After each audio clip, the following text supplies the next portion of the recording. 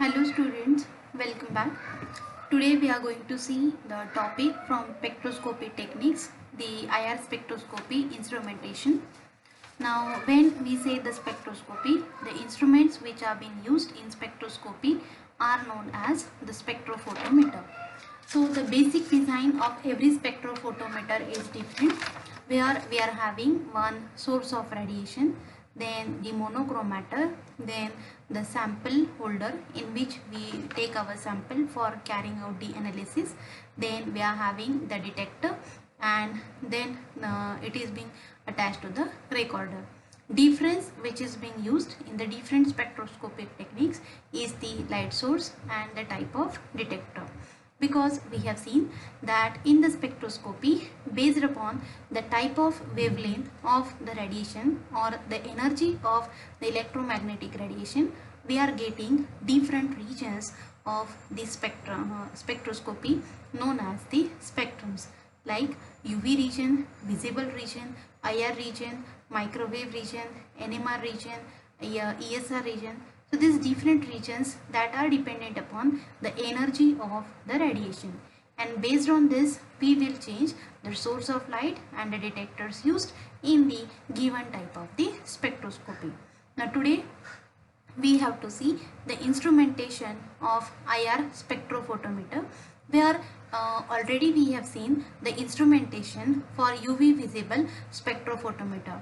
So here this UV visible spectrophotometer is somewhat similar to that of IR spectrophotometer, where again we will use the light source. From light source the light is given to the monochromator. From monochromator the radiations will pass through the sample. The transmitted light will fall on the detector, and then it will be detected by the detector to give the signal to the recorder. The difference here in IR spectrophotometer is the use of light source and the detector. Now let us start with the components present in this spectrophotometer. So the first component in this IR spectrophotometer is the light source, or we can say the source of radiation. So here the source of radiation which we are using, it must produce the IR radiations, for which we cannot use the glass because it will absorb the IR radiation. And for this we can use the several possible types of the sources of radiation, like here you can see the first one, that is the Nernst Glower. Now in this Nernst Glower we are using actually the mixture of rare earth metal oxides like the zirconium, ytterbium, thorium or erbium. So these oxides that will be heated electrically, due to which what will happen, that it will produce a light which will have the range of about 670 to 10,000 per centimeter. So that is the the range for our IR radiations. And to carry out this Nernst Glower, to use this as a light source in the IR spectroscopy, we need the good current control. Otherwise, if these metals oxides that will get overheated, then that may get damaged. So in Nernst Glower, I can say that here we are using the mixture of rare earth metal oxides which are heated electrically, and that will produces the IR radiation. Another light source which we can use here, that is Glober. Now this Glober, it is similar to that of this rare earth metal oxides, that is with the Nernst Glower, but here instead of this metal oxides we are using the silicon carbide rod, and then it will be heated electrically so that we can get the desired IR radiations from the given type of the light source. Instead of this, we can also use the incandescent wire source, where we are having the nichrome or rhodium wire which are electrically heated and that are being tightly wounded, where due to the electrical heating again it will be producing the IR radiations in the IR region. So here we can say that we are getting the lower intensity in Nernst Glower or in Glober, but that will last for the long time. And that is the advantage, that most of the time the Nernst Glower and Glober that will be used as a light source in this IR spectrophotometer. Instead of these three, we can also use the mercury arc, where in a quartz tube mercury vapors that will be present, and then that will be producing the light source then containing the IR radiation. So basically here we can say we have to use such a type of light source which can generate the IR radiations ranging from 0.78 micron to 1000 micron, or if we say it in a frequency, so that will be in between this 670 to 10,000 per centimeter. So in Nernst Core we are using rare earth metal oxides. In Glober we are using silicon carbide rod. In incandescent wire we are using nichrome or rhodium wire. In all of this, these are electrically heated, so we'll be producing the IR radiations. Now this light source which is used in the spectrophotometer, all these are being generating the wide range of the radiations. They are all of them having the wider range of the frequencies. We want some desired frequency to get passed through the given sample which we want to carry out its analysis. And for this, what we are doing here, that we will use the monochromator. So here you can see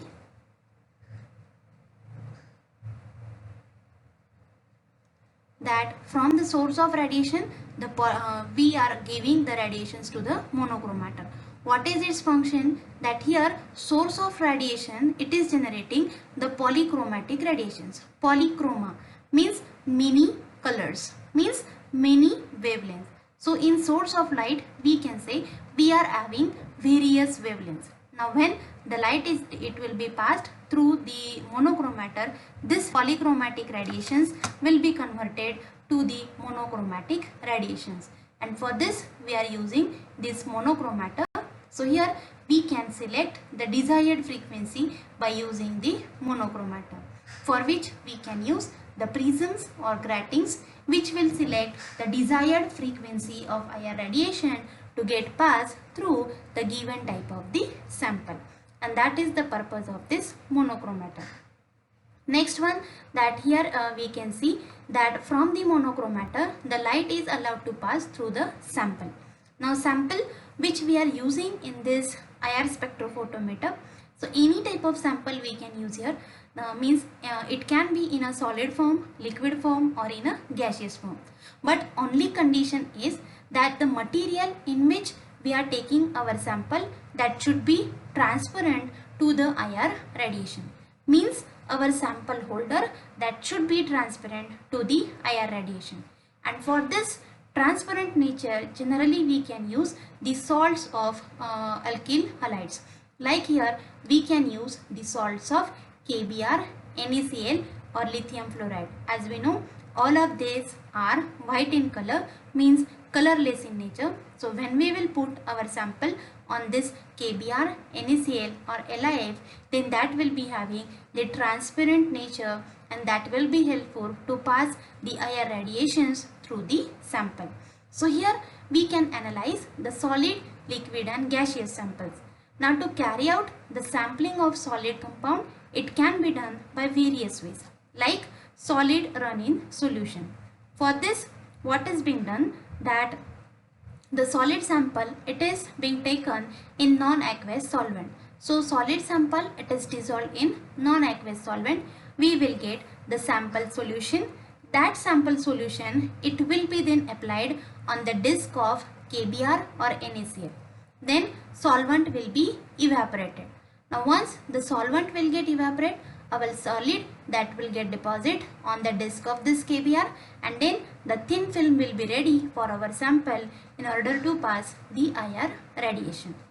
Another technique for sampling which we can use is the pressed pellet technique. In this, our sample, it will be mixed with the KBr powder, and then once it will get thoroughly mixed, it will be kept in a pressed pellet pressure, where it will be forming a thin pellet of that KBr plus the sample, and that pellet will be then used to carry out the analysis.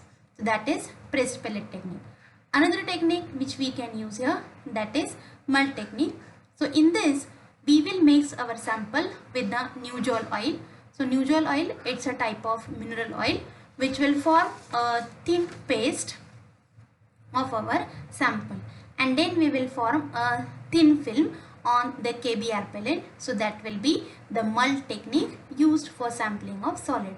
Another technique which we can use here, that is a solid film technique. So in this again, sample that will be dissolved in non-aqueous solvent, where we will get the sample solution. That sample solution will be applied on the KBr cell or on NaCl cell, where solvent will be evaporated, and then we can get the formation of a thin film of our solid sample on this KBr or NaCl.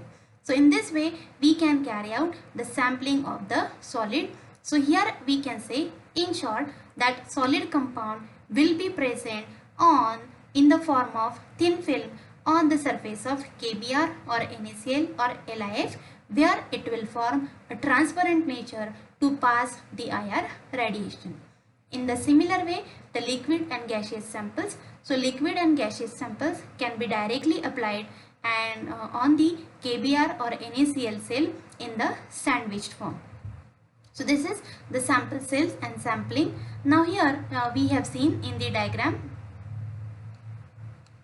that when monochromatic radiations will allow to pass through the sample, some of the radiations will be absorbed by the sample and remaining radiations that will be transmitted through the sample. So light coming from the sample, that is the transmitted light, this transmitted light will be then allowed to fall on the detector. Okay, so detector, its function is to produce the signal according to the intensity of the transmitted light. And to produce the signal, we can see here that in IR spectroscopy we are using actually the thermal detectors. Now we have seen the UV visible spectrophotometer, where we have seen that in UV visible spectroscopy we are using photosensitive detectors. Means the light energy, it will be converted to electrical energy. But in IR spectroscopy we can use thermal detectors, because here it is observed that when IR radiations fall on the detector's walls, it is increasing the temperature, means creating the thermal energy. So that thermal energy has to be converted into the electrical energy so that we can get the signal. And that is why here thermal detectors are being used in this IR spectroscopy. So we can use here thermocouple type of detector. Now what is this thermocouple? Let's see here. So here we are having the two different metals which are joined together at two ends. So we are having two different metals joined together at these two different positions. So here one of the junction is called as hot junction and another one is called as the cold junction. Now as these are the two different metals, they will get heated differently at the different temperature. Now actually when we are passing the IR radiations through the sample, okay, the transmitted light when fall on this particular metals, what light will fall on this junction. Now these two different metals are there, where one of the metal will get heated earlier and another one will get heated later. And due to this, what will happen, at one of the junction temperature will increases more, while at the other junction temperature it will remains constant. Means here when IR radiations will fall on this detector wall, one of the junction becomes hot junction and another becomes cold junction, and this will create the difference in temperature. That difference in temperature will then create the potential difference, and once the potential difference is being created, we know we will get the development of electric signal, electricity, and that will be then producing the signal, where we can say that in this thermocouple detector, the current which is being produced, that is directly proportional to the IR radiations falling on the detector. Now to get the better IR sensitivity, usually this is being made with a blackened surface so that it can absorb more and more radiations. This detector is being kept in an evacuated tube which is transparent to the IR. When IR heats, it will hit one of the two wires and thus will be producing the electric signal. So that is the working of this thermocouple detector. Basically we can say two different metals fused together at the two ends. When light will fall, one of the metal will get heated, so will produce one hot junction, one cold junction. Difference in temperature creates potential difference, means creating the electric signal which is directly proportional to the IR radiations falling on the detector. Another detector which we can use here, that is bolometer. Now in this bolometer we can use the strips of metals like the platinum or nickel, and here it is the type of resistance thermometer. Means here when the light will fall on this platinum or nickel strips, what will happen, that it will increases the temperature of the given type of the material. Now as the temperature it will get increase, the resistance that will also get increase, and thus the current decreases and thus will be producing the signal. So change in resistance is being observed due to change in temperature, and due to change in resistance we can get the electric signal that can be the function done by this bolometer type of the detector. Another detector which we can use here, that is Goulart detector. So here it is a type of the gas thermometer which is containing the xenon, where again when the light will fall on this detector, then it will get heated and will be increasing the temperature. The increase in temperature will be then sensed, where thermal energy will be converted to electrical energy and can produce the signal. Now once the light is coming from the